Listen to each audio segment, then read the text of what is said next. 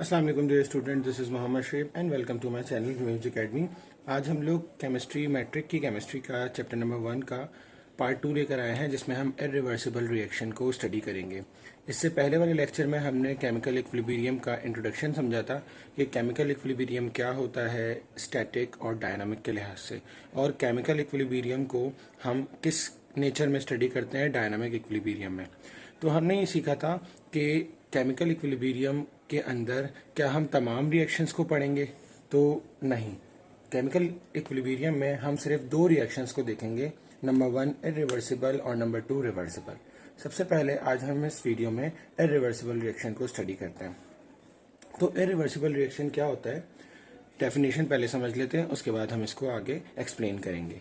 N irreversible reaction is a reaction that proceeds in one direction only in which the product do not react together to reform the reactant। मतलब ऐसा chemical reaction जिसके अंदर जो reactant है वो दोबारा reform ना हो सके, या इन अदर वर्ड कि वो रिएक्शन सिर्फ और सिर्फ एक डायरेक्शन में हो, और that only direction is called forward direction. क्या कहेंगे उसको? Forward direction. ठीक है। अब इसके एग्जाम्पल हम देखते हैं। एग्जाम्पल सबसे पहले एक नॉर्मल जनरल एग्जाम्पल लेते हैं। जैसे रिएक्टेंट है मेरे पास, कोई भी है, एक है, दो है, दो से ज्यादा है, तो वो मिलके क्या बना रहे हैं? प्रोडक्ट।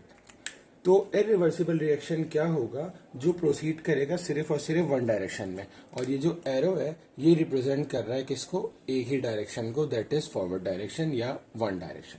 ठीक है। इसमें क्या होगा कि जितना भी रिएक्टेंट होगा वो सारा का सारा मिल के प्रोडक्ट बना लेगा। क्या कर लेगा? Reactants combine to form product. ठीक है। अच्छा जी, दूसरी मेन और इम्पॉर्टेंट बात क्या है इसमें कि जो रिएक्टेंट होगा उसकी जो कंसंट्रेशन होगी, concentration will decrease with time, जबकि जो प्रोडक्ट होगा उसकी कंसंट्रेशन क्या होगी? Will increase with time. ये बात समझ आई? देखें, जो भी रिएक्टेंट होगा वो आहिस्ता आहिस्ता जब कंबाइन होना स्टार्ट होगा तो आहिस्ता आहिस्ता वो डिक्रीज होगा ना, यानी कि खत्म होगा वक्त के साथ साथ। तो जब ये डिक्रीज होगा, रिएक्टेंट डिक्रीज होगा, तो जाहिर बात है प्रोडक्ट इंक्रीज होगा, उसकी कंसंट्रेशन इंक्रीज होगी। तो ये एक इम्पॉर्टेंट बात है। ठीक है। इरिवर्सिबल रिएक्शन के अंदर कि रिएक्टेंट की कंसंट्रेशन डिक्रीज होती है टाइम के लिहाज से, और प्रोडक्ट की कंसंट्रेशन इंक्रीज होती है टाइम के लिहाज से। ये जो टॉपिक हम पढ़ रहे हैं इसमें बहुत सारे एमसीक्यूज भी बनते हैं इन्हीं में से। ठीक है। जैसे कि which reaction proceed in one direction, या which reaction proceed in forward direction, that is irreversible reaction. ठीक है। And a dash reaction in which the concentration of reactant will decrease with time, तो irreversible reaction। इसको हम घुमा के भी लिख सकते हैं कि concentration irreversible reaction में क्या होती है? डिक्रीज होती है, प्रोडक्ट की इंक्रीज होती है। इस तरीके से बहुत सारे एमसीक्यूज भी इसमें बन सकते हैं। तो ठीक है, यहाँ तक समझ आ गया। अब हम बाकायदा इसके एग्जाम्पल लेते हैं। हमारी डेली लाइफ के अंदर भी ना बहुत सारी एग्जाम्पल्स हैं इरिवर्सिबल रिएक्शन की। फॉर एग्जाम्पल सबसे एक इम्पॉर्टेंट जो हमारे घरों के अंदर है, कुकिंग ऑफ फूड। हमारे घर में जब खाना बनता है, तो मिसाल के तौर पे हम एग की एग्जांपल लेते हैं। तो एग जब हमारे घर में कुक हो जाता है, बॉयल हो जाता है, चले बॉयल की एग्जांपल लेते हैं, बॉयल हो जाता है, ठीक है, तो आप वापस उसको उसकी ओरिजिनल फॉर्म में ला सकते हैं? नहीं ला सकते। तो this is an example of irreversible reaction. ठीक है। हमारे घरों में पौधे होते हैं, तो पौधे जब एक दफा ग्रो करना स्टार्ट हो जाते हैं तो वापस अनग्रो हो सकते हैं? नहीं। उनके अंदर से जब फ्लावर निकल आता है, उनके अंदर से जब कोई फ्रूट या वेजिटेबल निकल आता है तो वो वापस अनग्रो हो सकता है? नहीं। तो these are all an example of irreversible reaction. ठीक है। हम गाड़ियों में सफर करते हैं, चाहे बाइक, कार, बसेस, जिसमें भी, तो आपने देखा है उसमें फ्यूल जलता है। फ्यूल की बर्निंग से हम गाड़ी में प्रोसेस करते हैं ना, आगे से एक जगह से दूसरी जगह। तो वो जो बर्निंग ऑफ फ्यूल है वो जब बर्न हो जाता है तो क्या वो वापस रीगेन हो सकता है, रिफॉर्म हो सकता है अपनी ओरिजिनल पोजीशन में? नहीं।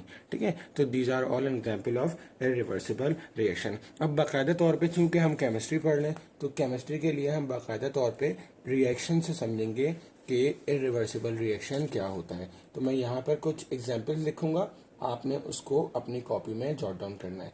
प्लस ये जो मैंने इंपॉर्टेंट बात बताई है, डेफिनेशन, ये जनरल एग्जाम्पल और ये दो इंपॉर्टेंट बात, इनको भी अपनी कॉपी में आपने लिखना है।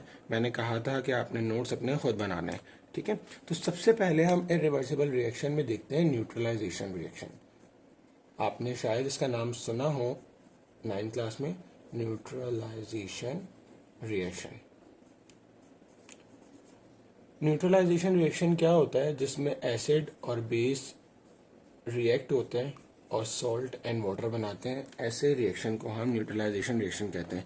अब 9th में आपने एक एसिड बेसिस एंड सॉल्ट का भी चैप्टर पढ़ा था, उसमें एसिड्स और बेस जो है वो दो किस्म के होते हैं, स्ट्रॉन्ग एसिड स्ट्रॉन्ग बेस और वीक एसिड वीक बेस। तो इसी तरीके से जो न्यूट्रलाइजेशन रिएक्शन है ना, वो तमाम के तमाम इरिवर्सिबल नहीं होते, वो तमाम के तमाम इरिवर्सिबल नहीं होते, बल्कि जो स्ट्रॉन्ग एसिड और स्ट्रॉन्ग बेस वाला होता है ना, वो क्या नाम है, इरिवर्सिबल होता है, ठीक है। देखिए न्यूट्रलाइजेशन रिएक्शन 4 किस्म के हो सकते हैं। कितने किस्म के? 4। Number 1 strong acid strong base, ठीक है। Number 2 weak acid weak base. Number 3 strong acid weak base. Number 4 weak acid strong base, ठीक है। तो हम यहाँ जो न्यूट्रलाइजेशन रिएक्शन देखेंगे वो सिर्फ और सिर्फ स्ट्रॉन्ग एसिड और स्ट्रॉन्ग बेस का देखेंगे। चलिए इसको देखते हैं कि क्या होता है स्ट्रॉन्ग एसिड और स्ट्रॉन्ग बेस का। आपको जनरल पता है कि स्ट्रॉन्ग एसिड हम नॉर्मली यूज़ करते हैं HCl, ठीक है, HCl हाइड्रोक्लोरिक एसिड।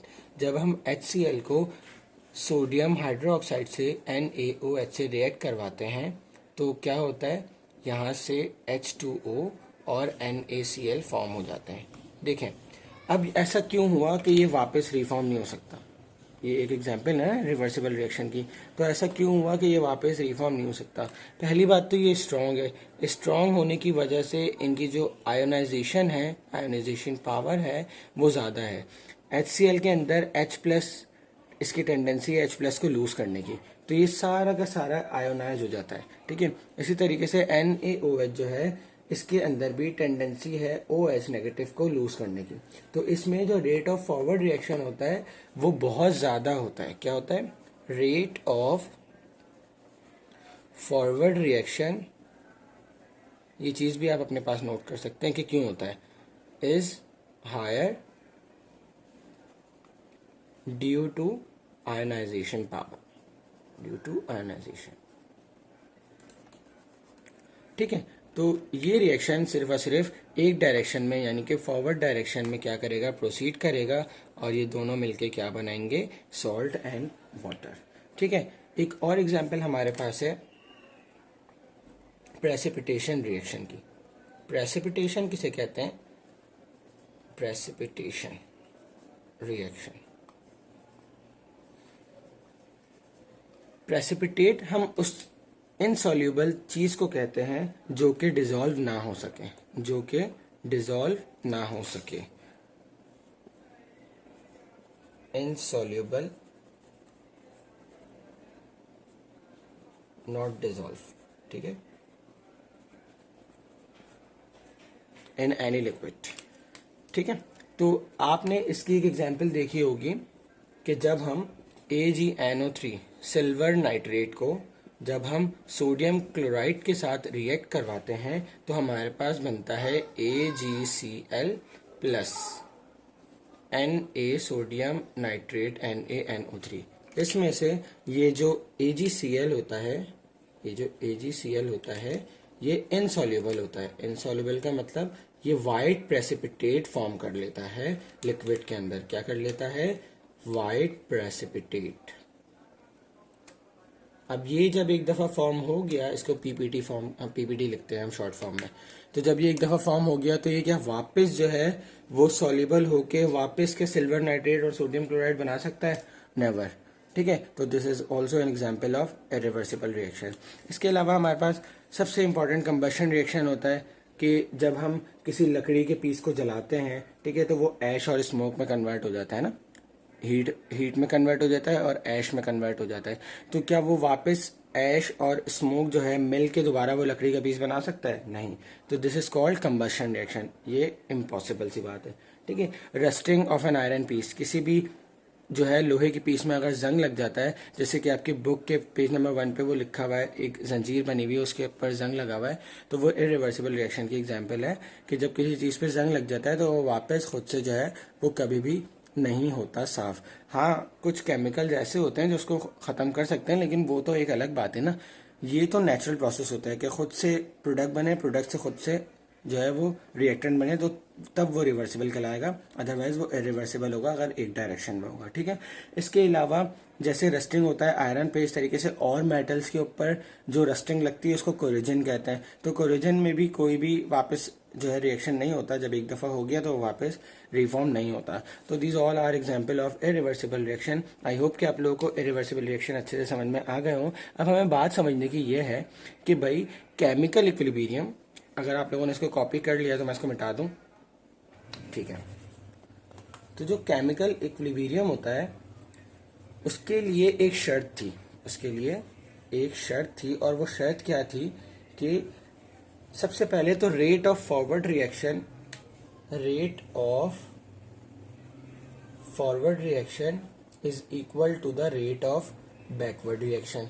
तो भाई केमिकल इक्विलिब्रियम के अंदर तो ये शर्त थी, तो भाई इसके अंदर जब बैकवर्ड रिएक्शन ही नहीं हो रहा तो क्या इरिवर्सिबल रिएक्शन के अंदर इक्विलिब्रियम आ सकता है? नहीं आ सकता।